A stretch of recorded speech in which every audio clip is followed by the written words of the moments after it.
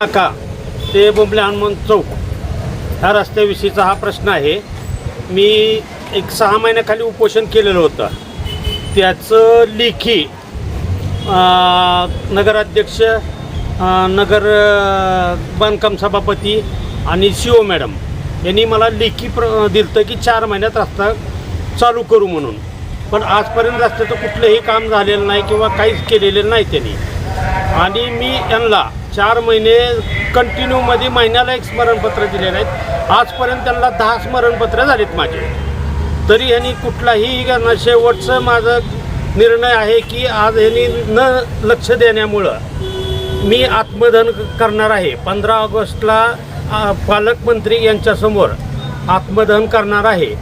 त्याबाबत बी त्यांना पत्र दिलेलं आहे. तर त्याच्या संदर्भात बी मला काही उत्तर मिळालेलं नाही, लेखी किंवा तोंडी.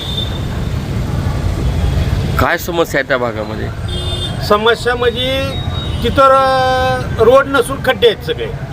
रोड कुठंच नाही तुम्हाला दिसत. शाळा, कॉलेज, त्याच्यानंतर जाणारे येणारे लोक सगळे त्याच एरियात आहेत. तुम्ही जाऊन स्वतः परिस्थिती बघू शकता. म्हणजे खड्ड्यातून एका खड्ड्यातून जर गेला तर दुसऱ्या खड्ड्याचं पाणी दुसऱ्या जागा अंगावर उडतं. मोटरसायकलसुद्धा तिथं चालवू शकत नाहीत तुम्ही. एवढी बिकट अवस्था आहे. आणि सगळे लहान मुलं शाळेला जाणारे, त्या लेडीज कशा जात असतील, काय करीत असतील, ह्याची दुरावस्था जर बघितली तर लाज वाटण्यासारखी आहे. आणि त्यात सगळ्यात महत्त्वाची गोष्ट आहे, आमच्या एरियात जर एखादा जर पेशंट हार्ट अटॅक आला, तो पेशंट जर दवाखान्यापर्यंत पोचायच्यामध्ये पोचल याची गॅरंटी नाही. किंवा एखादा डिलिव्हरी पेशंट तो दवाखान्यात जाईल याची गॅरंटी नाही. अहो, परवा आम्ही एक प्रेत न्यायला लागलो होतो. त्या प्रेताला अक्षरशः धरून बसायची वेळ आली. धरून त्या खड्ड्यात इकडे एकदा जातो, इकडे एकदा जातो, असेच 4 जण धरून प्रेताला बसलो आम्ही.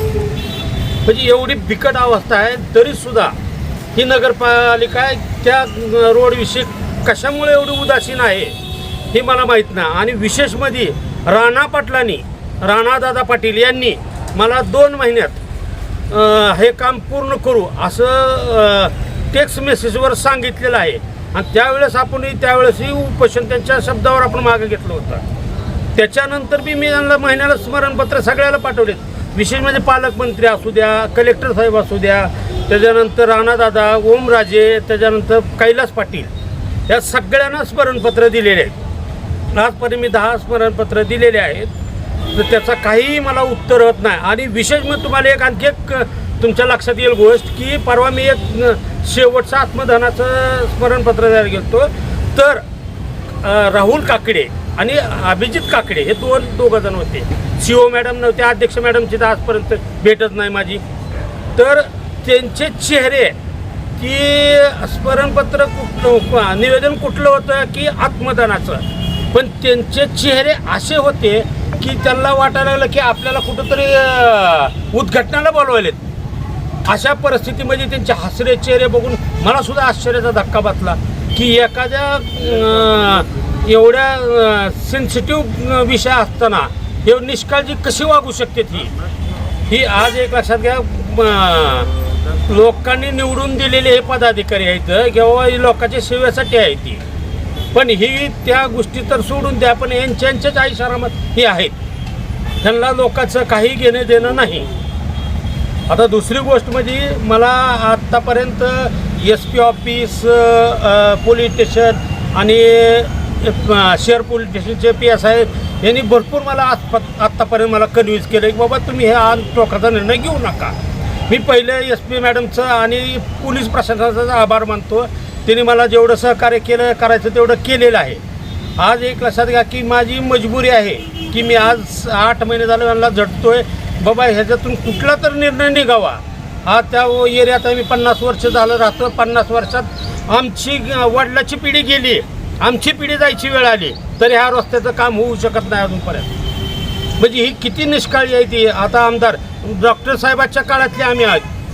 डॉक्टर साहेबाला मी अक्षरशः भोंगा घेऊन फिरताना मी स्वतः बघितलेला आहे. पवनराजेंच्या खांद्यावर हात टाकून फिरलेलो माणूस आहे मी. पण एक लक्षात घ्या, माझा राजकारणाचा कुठंही अर्थार्थ संबंध नाही. मी कुठल्या राजकीय पक्षाचा नाही काय नाही. आता दुसरी गोष्ट म्हणजे आता की बाबा मागच्या 26 जानेवारीला अशीच एक माता माऊली एक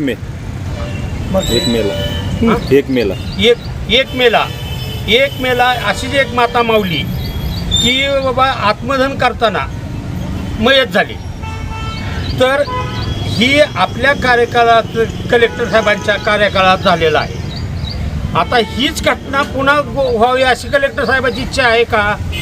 मी त्यांना 10 निवेदन दिलेले आहेत.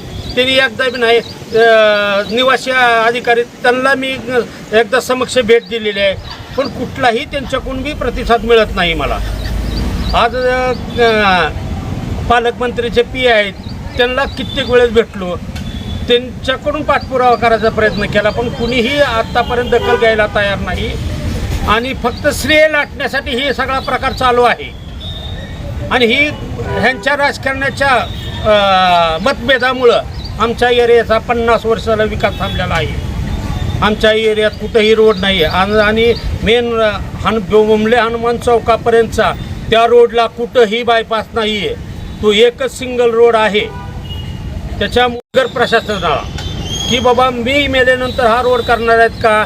तसं जर तुमची इच्छा असेल तर मी उद्या मरायला तयार आहे.